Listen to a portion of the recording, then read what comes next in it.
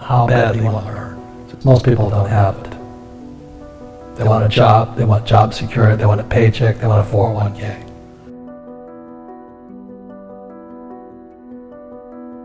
You've got to be so much smarter.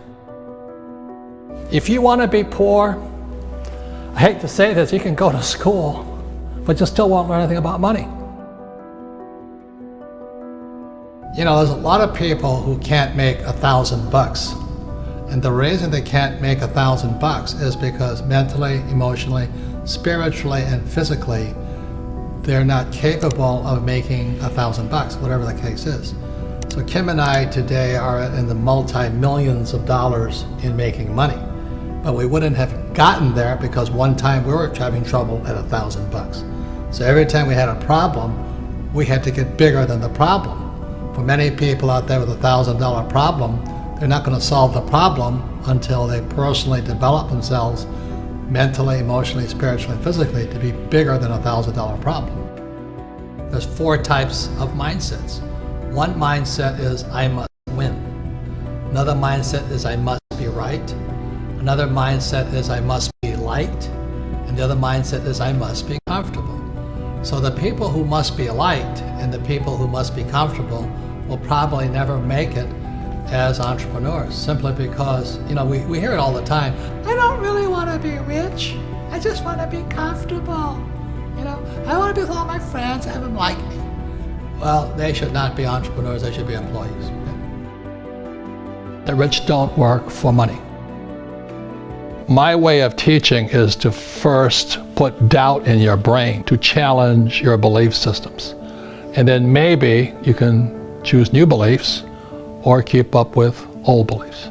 So when you think about working for money, what comes through your head? So if I could explain this to you for the rest of the millennial lessons, it's really going to be on this theme here.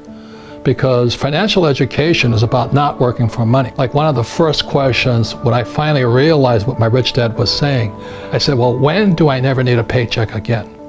See, my goal wasn't, you know, go to the moon or, you know, cure cancer. My job was, when would I never need a paycheck again? Because as long as you need a paycheck, be it from an employer or like my poor dad, he was so afraid of losing his government pension. My poor dad was a PhD in education, but what does school teach you about money? Did you learn anything about money at school? Most people don't. So that's why I had my rich dad, who was my best friend's father, and he was teaching me what the rich teach me. If you want to be poor, I hate to say this, you can go to school, but you still won't learn anything about money. And education is more important today, but what do you learn about money? Most kids now going to school, they're coming out of school deeply in debt with student loans, still not learning anything about money. Look at the middle class. You know, they may have high-paying jobs, but the jobs are going away. One of the most important things you have in your life is time. It's one of your greatest assets, or it's your liability. And being, you know, I just turned 70, and I have friends who have nothing. I mean, they have zero. Now they've made a lot of money, but they have nothing here. They have nice houses, nice cars, you know what I mean? And being young is great, except it can be a liability to you.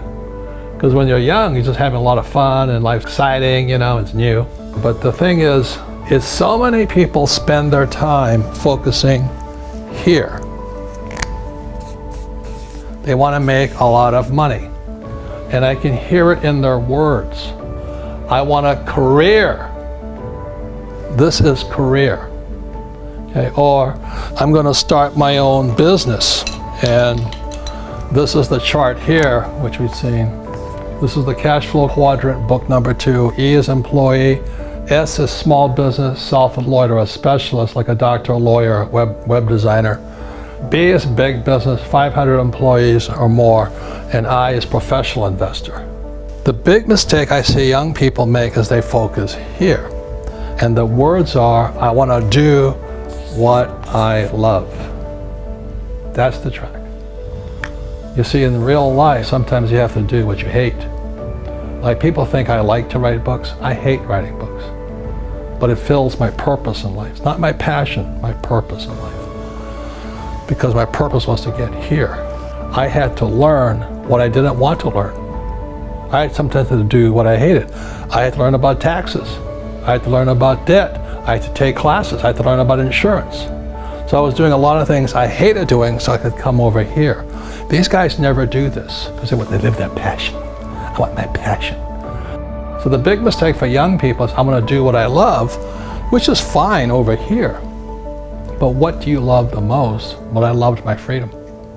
And I know it sounds greedy, but I love making money. I'd rather have a lot of money than no money. I've been both. I've been broke, I've been down, everything, but I'd rather have a lot of money. The big mistakes I see young people making is here. You know, they think about what they want to do, what they love. And what I'm saying to you, the millennials right now, invest in what you love. Most young people, or should I say, short-sighted people, they think this is it or this is it. But this is the one here. The reason I make more money is because it's not what I'm doing what I love. I do sometimes what I hate so I can have the assets that I love. I love having a business. So the business affords me the lifestyle I want. And then I invest in real estate.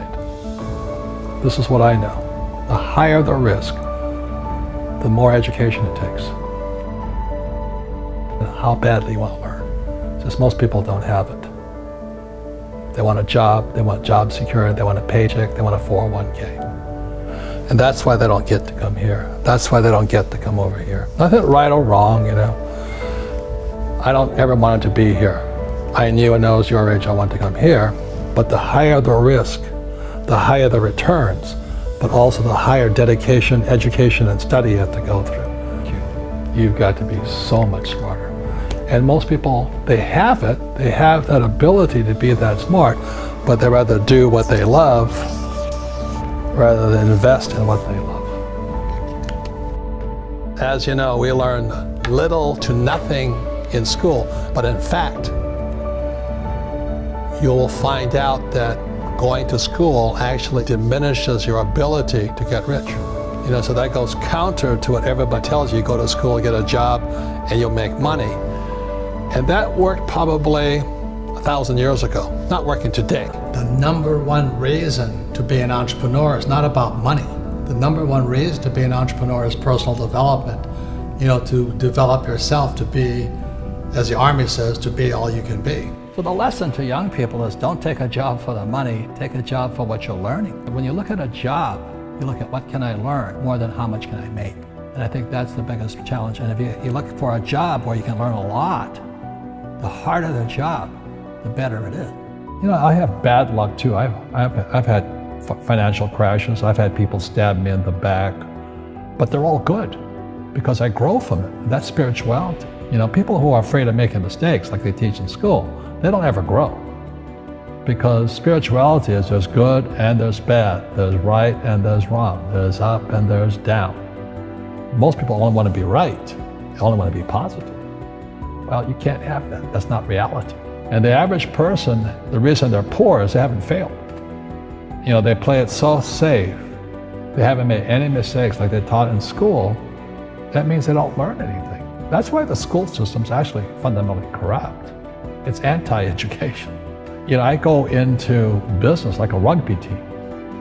You know, boom, boom, and we kick butt. But the average guy is standing there, oh, I'm an A student, I'm going to do this all on myself. And a bunch of rugby players run you over, and you go, well, they're not playing fair. You know what, you're playing stupid. You should have a team. You should have accountants, attorneys, and bankers, and all that stuff. But that's not the game I want to play. I said, then don't play the game.